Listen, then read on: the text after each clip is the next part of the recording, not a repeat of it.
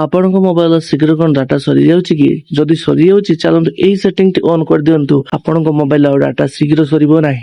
ଚାଲନ୍ତୁ ଦେଖିବା। ପ୍ରଥମେ ଆପଣ ଆପ୍ କୁ ଯିବେ, ଯୋଉ ଆପ୍ ରେ ବେଶୀ ୟୁଜ କରୁଛନ୍ତି ସେଇ ଆପ୍ ବ୍ୟାକଗ୍ରାଉଣ୍ଡ ଡାଟା ଟାଣୁଥାଏ।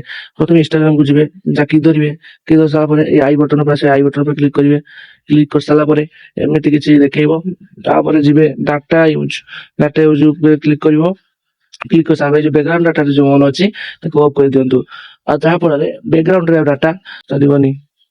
ତାପରେ ଏମିତି ଯୋଉ ବେଶୀ ୟୁଜ କରିବେ ଇନଷ୍ଟାଗ୍ରାମ, ଫେସବୁକ୍, ୟୁଟ୍ୟୁବ ଏମିତି ବ୍ୟାକଗ୍ରାଉଣ୍ଡ ଡାଟା ଅଫ୍ କରିଦେବେ। ତାପରେ ପଳେଇ ଆସି ଆଉ ଗୋଟେ ସେଟିଂ କରିବେ। ସେଟିଂ କୁ ଯିବ, ସେଟିଂ କୁ ଯାଇ ସାରିଲା ପରେ ଡାଟା ମୋବାଇଲ ନେଟୱାର୍କ ଉପରେ କ୍ଲିକ୍ କରିବ। ତା ତଳେ ଡାଟା ୟୁଜ ଉପରେ କ୍ଲିକ୍ କରିବ।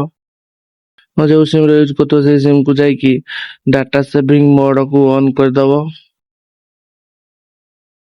ଡାଟା ସେଭିଂ ମୋଡ ଅନ୍ ହେଇଗଲା। ଏବେ ଡାଟା ବହୁତ ସ୍ଲୋ ଚାଲିବ, ଆପଣଙ୍କ ଡାଟା ଶୀଘ୍ର ସରିବ ନାହିଁ।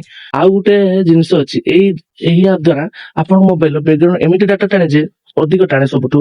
ଆପଣ ସେଇଟା କଣ କରିବେ, ସବୁ ମୋବାଇଲ ଥାଏ ଏଇ ଫଟୋ, ଏଇଟା ଗୁଗୁଲ ଫଟୋ, ଏଇ ଫଟୋ ଉପରେ ଜାକି ଧରିବେ, ଆଇ ବଟନ କୁ ଯିବେ, ବ୍ୟାକଗ୍ରାଉଣ୍ଡ ଡାଟା ଟାକୁ ଅଫ୍ କରିଦେବେ। ଡାଟା ୟୁଜ କୁ ଯିବେ, ବ୍ୟାକଗ୍ରାଉଣ୍ଡ ଡାଟା ଟାକୁ ଅଫ୍ କରିଦେବେ। ଏଇଟା ଅନ୍ତିନେ ଡାଟା ସବୁ ଟାଣିଦବ। ଏଇଟାକୁ ଅଫ୍ କରିଦେବେ। କରିଦେଲେ ଆଉ ଡାଟା ଟାଣିବ ନାହିଁ। ଯଦି ଭିଡିଓଟି ଭଲ ଲାଗିଥାଏ ଲାଇକ୍, ସେୟାର, ସବସ୍କ୍ରାଇବ କରିବାକୁ ଜମା ବି ଭୁଲିବେ ନାହିଁ। ରହିଲି, ଜୟ ଜଗନ୍ନାଥ।